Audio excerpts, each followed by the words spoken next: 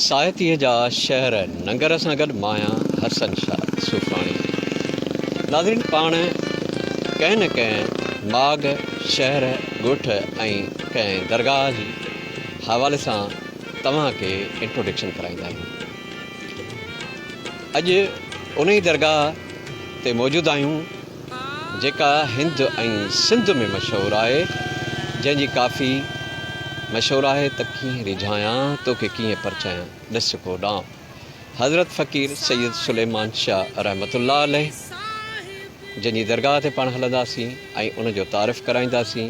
हीउ जेको असीं बीठा आहियूं हिन खे रोहड़ी केनाल चवंदा आहिनि ऐं यूसुफ डायरी मोरी चयो वेंदो आहे।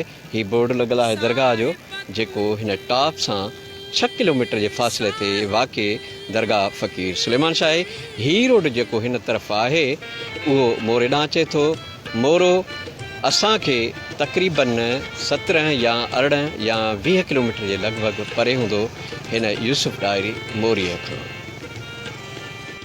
नाज़रीन, पाण बीठा आहियूं दरगाह सैयद सुलेमान शाह लखियारी अवल जे अहाते में। हीउ जेको तव्हांजे बोर्ड साम्हूं आयो जंहिं ते लिखियलु आहे हज़रत फ़क़ीर सैयद सुलेमान शाह लखियारी वॾो, ऐं तव्हां बिल्कुलु हुन खां हिंद ऐं सिंध जा माण्हू, पर जेके सिंधी माण्हू रहनि था उहे वाक़ुफ़ आहिनि उन जे काफ़ीअ खां, जेका काफ़ी मशहूरु आहे त कीअं रिझायां तोखे कीअं परचायां ॾस को ॾांहुं। उन रोज़े ते आहियूं। हीउ उन रोज़े जो ॿाहिरियों ॾेख आहे ऐं पाण हलंदासीं फ़क़ीर जी मज़ार ते। मोहक़क़ ऐं तहक़ीक़तान जेके असांजा कमु कनि था फ़लसफ़ियानी शाइरीअ ते, सूफ़ियुनि जे शाइरीअ ते ज़िक्र कनि था, जेके दौर ॼाणाइनि था, उन दौर जे हवाले सां असां हलंदासीं त फ़क़ीर जी जेको कतबे ते लिखियलु आहे 13 हिजरी लिखियलु आहे। कतबे ते फ़क़ीर जी जेको वफ़ात कयो आहे फ़क़ीर, उहा 13 हिजरी आहे। हाणे 13 हिजरीअ जा जेके हम असर शाइर फ़क़ीर सुलेमान शाह जा आहिनि, उन लाइ असांजा जेके तारीख़दान आहिनि, जेके मोहक़क़ आहिनि, उहे कमु कंदा।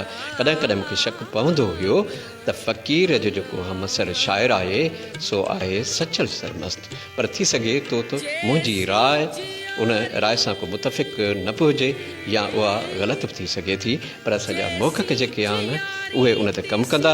उन सां गॾु जेका हीअ मज़ार आहे सैयद नूरमहन शाह अवल, यानी नूरमहन शाह नूरानी, जंहिंजी दुआ सां जलाल चांडे मनतामाणी अवामी जेको फ़नकार हो, उन खां अलावा ही फ़क़ीर हुया फ़क़ीर सैयद सुलेमान शाह रहमतुल्लाह अलैह, पीर साईं बादशाहनि जा मुतक़द हुया ऐं मसन धणी साईं जेके आहिनि उन्हनि जा मुरीद हुया।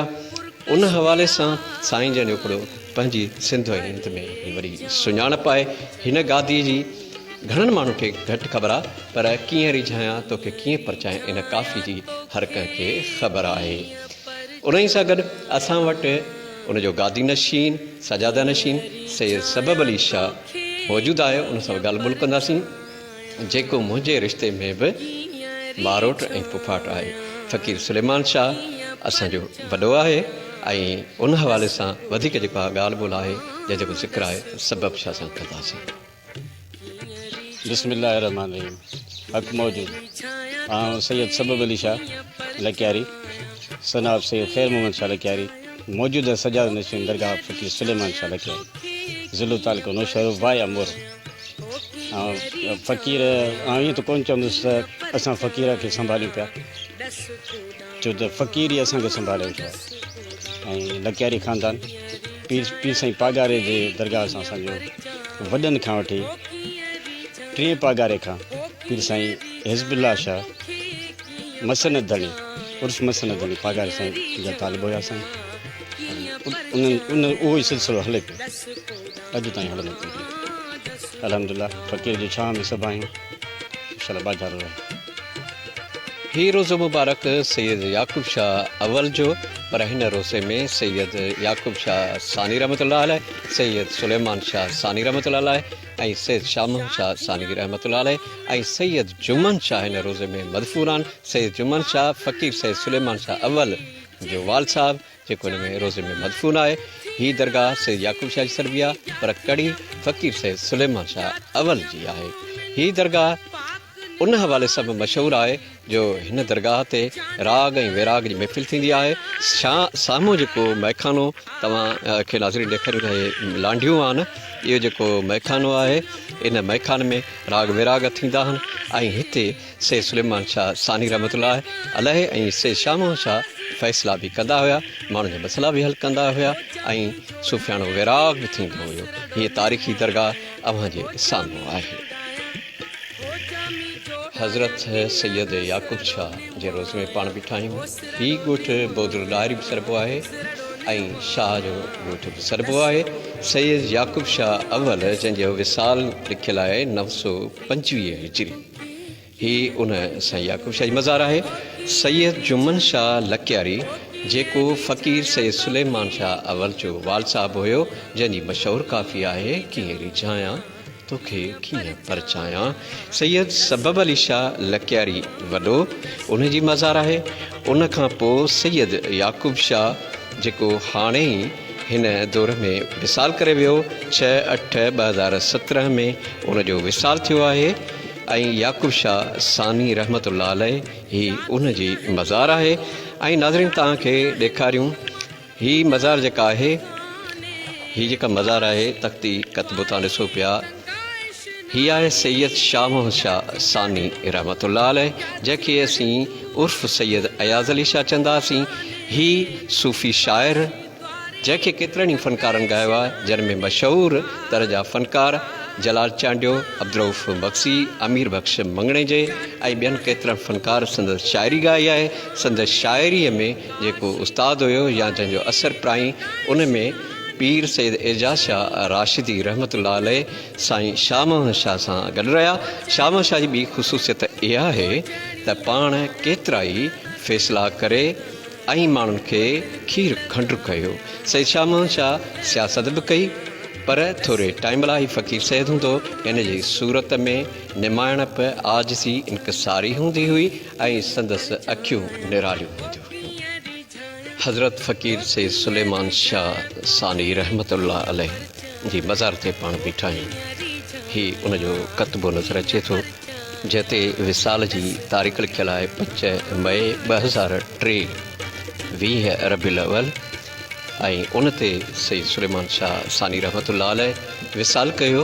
साईं फ़क़ीर ऐं आजिज़ी वारो सखी मर्द हुयो। संदसि कयल फ़ैसिला सिंध में मशहूरु थिया। पाण अदल सां फ़ैसिला कंदा हुआ ऐं माण्हुनि खे खीर खंडु कंदा हुआ। संदनि सादगी ॾिसी करे हितां जा माण्हू आस पास जा मुतासिर थींदा हुआ। ऐं मज़ी ॻाल्हि तव्हांखे ॿुधाईंदो न त सैयद सुलेमान शाह सानी रहमतुल्लाह अलैहि, सैयद याक़ूब शाह सानी रहमतुल्लाह अलैहि ऐं सैयद शाह मोहम्मद शाह लकियारी जेको शाइर आहे सानी रहमतुल्लाह अलैहि, मुंहिंजे रिश्ते में बि मामा थियनि। अॼु उन जे मक़बरे में मौजूदु आहियूं। संदसि हीअ मज़ार आहे। नाज़रीन पाण दरगाह सैयद सुलेमान शाह जी उन आस्थान ते बीठा आहियूं, जेको तव्हां साम्हूं रोज़ो ॾिसी रहिया आहियो सैयद याक़ूब शाह जो।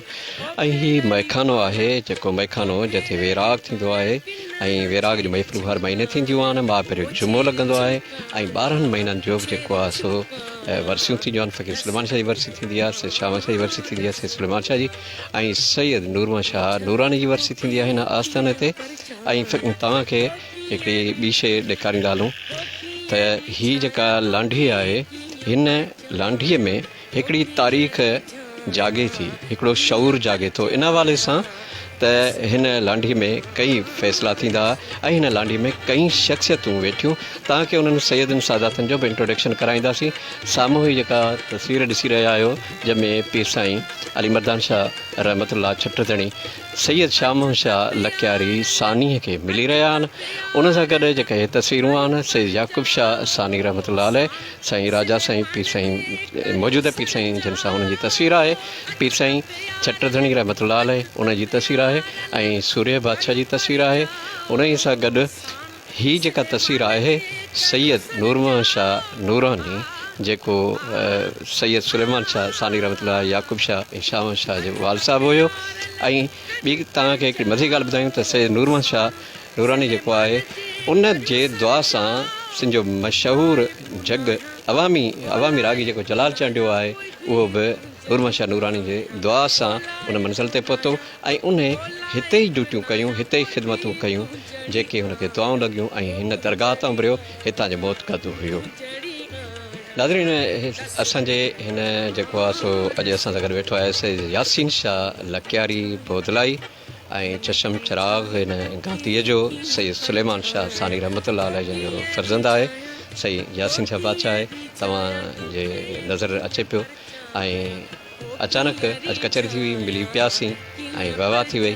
ॿिया बि निगरान सैयद साजिद शाह आहे, सैयद जावेद शाह आहे ऐं जेको गादी नशीन मौजूदु आहे सैयद नूरमहल शाह नूरानी जेको नंढो आहे, पर उहे इतफ़ाक़नि सां केॾांहुं वियल आहिनि जेके मौजूदु न आहिनि ऐं न त उन्हनि जी बि तव्हां सां मुलाक़ात ज़रूरु करायूं।